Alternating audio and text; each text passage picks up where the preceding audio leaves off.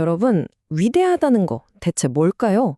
오늘 우리는 아주 오래된 이야기 속에 담겨 있는 우리가 생각하는 성공의 공식을 완전히 뒤흔들어 버릴 하나님의 계산법이라는 걸 한번 파헤쳐 볼 겁니다. 자, 그럼 한번 시작해 볼까요? 살면서 누구나 한 번쯤은 이런 질문 던져보지 않나요? 어떻게 해야 진짜 위대해질 수 있을까? 세상이 말하는 답은 꽤 뻔하죠? 더 높아지고, 더 강해지고, 더 많이 갖는 거요. 근데 오늘 우리가 알아볼 답은요, 아마 여러분 상상과는 완전히 다를 거예요. 진짜로요. 자, 그래서 오늘은요, 먼저 예수의 제자들이 겪었던 어떤 사건으로 시작해서요, 거기서 발견할 수 있는 아주 놀라운 원리 3가지를 차례대로 짚어볼 겁니다. 자, 먼저 배경부터 좀 깔고 가볼게요. 이 이야기의 주인공 예수가 보여주는 힘이 정말 상상을 초월하거든요. 근데 이게 바로 뒤에 나올 가르침이랑 엄청난 대조를 이뤄요. 그래서 더 중요합니다. 한번 상상해 보세요.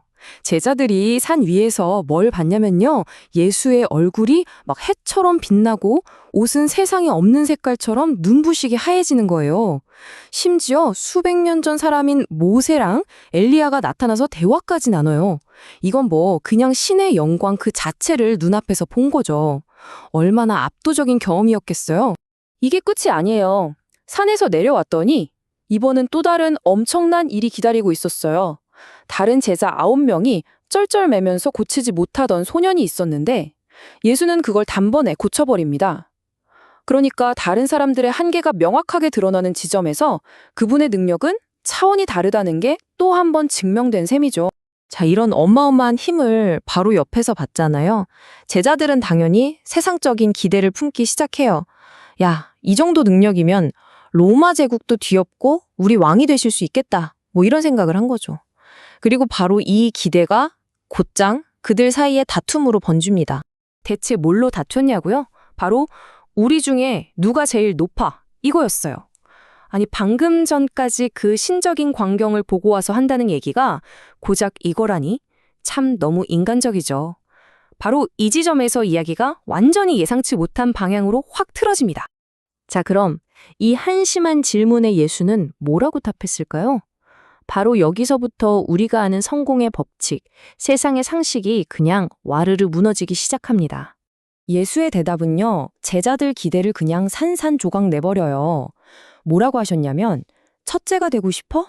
그럼 맹꼴찌가 돼. 그리고 모든 사람을 섬기는 사람이 되어야 해. 완전 충격적인 역설이죠? 이게 바로 세상의 논리를 정면으로 뒤집는 하나님의 계산법, 그 핵심이에요. 이 두 계산법 한번 보세요. 정말 완전히 다르죠? 세상의 계산법은 우리 귀에다 계속 속삭여요. 더 높이 올라가라. 더 많이 가져라. 힘을 키워라. 근데 하나님의 계산법은요, 완전히 반대 방향을 가리켜요. 스스로 낮아져라. 남을 섬겨라. 세상이 무시하는 사람들을 챙겨라. 이렇게 말이죠. 자, 그럼 이 새로운 시스템의 모델로 누굴 보여줬을까요? 놀랍게도 어린 아이였어요. 아니, 그 당시 문화에서 아이는요, 그냥 없는 사람 취급이었거든요. 인구 조사에도 안 들어갈 정도였으니까요. 그런 아이를 위대함의 모델로 딱 세우신 거예요.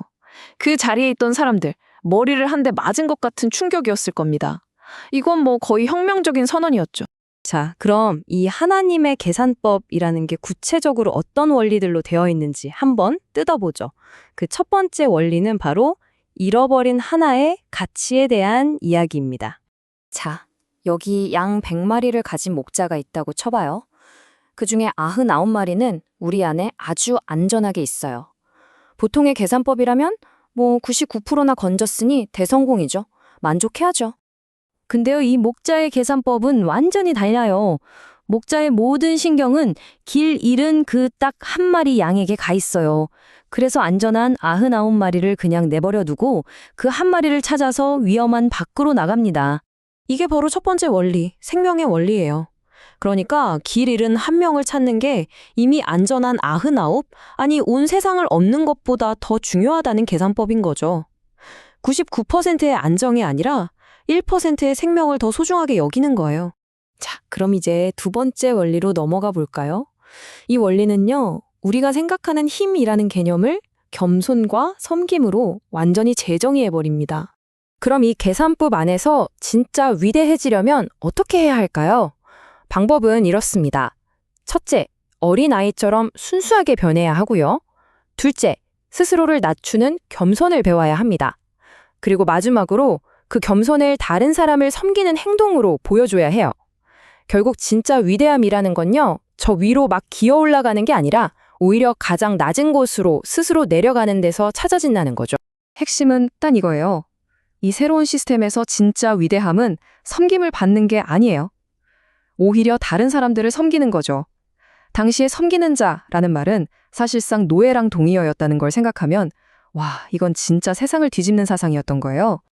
자, 이제 마지막 세 번째 원리입니다. 이건 아마 오늘 얘기 중에 제일 이해하기 어려울 수도 있어요.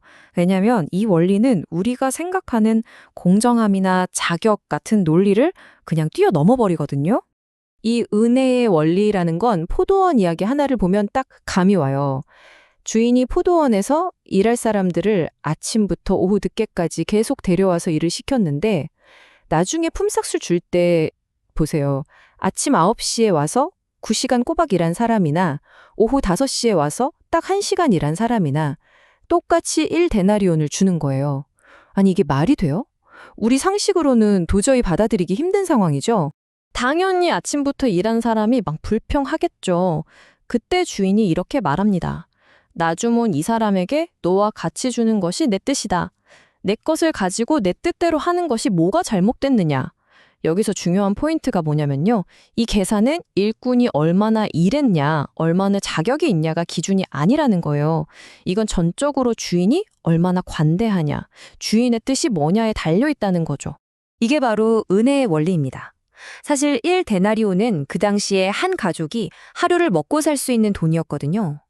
그러니까 주인은 일한 만큼 준 게 아니라 살아가는 데 필요한 만큼을 모두에게 준 거예요. 보상이 노력이나 능력에 비례하는 게 아니라 베푸는 사람의 너그러움과 받는 사람의 필요에 따라 주어지는 거죠. 생각해보세요.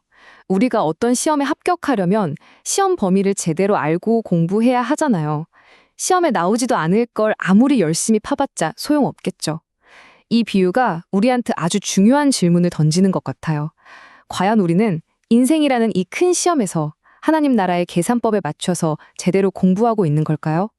아니면 세상이 정해놓은 엉뚱한 시험 범위에만 죽어라 매달리고 있는 건 아닐까요? 자, 오늘 우리는 세상의 논리와는 정말 180도 다른 위대함에 대한 새로운 공식을 살펴봤습니다. 그래서 이 마지막 질문을 여러분께 한번 던져보면서 마무리하고 싶어요. 만약에 길 잃은 한 사람을 그 무엇보다 소중히 여기고 스스로를 낮춰서 남을 섬기고 또 자격 따지기보다 은혜로 서로를 대하는 이 하나님의 계산법을요. 바로 오늘 여러분의 가정, 또 직장, 여러분의 모든 관계 속에 한번 적용해 본다면 과연 무엇이 어떻게 달라질까요?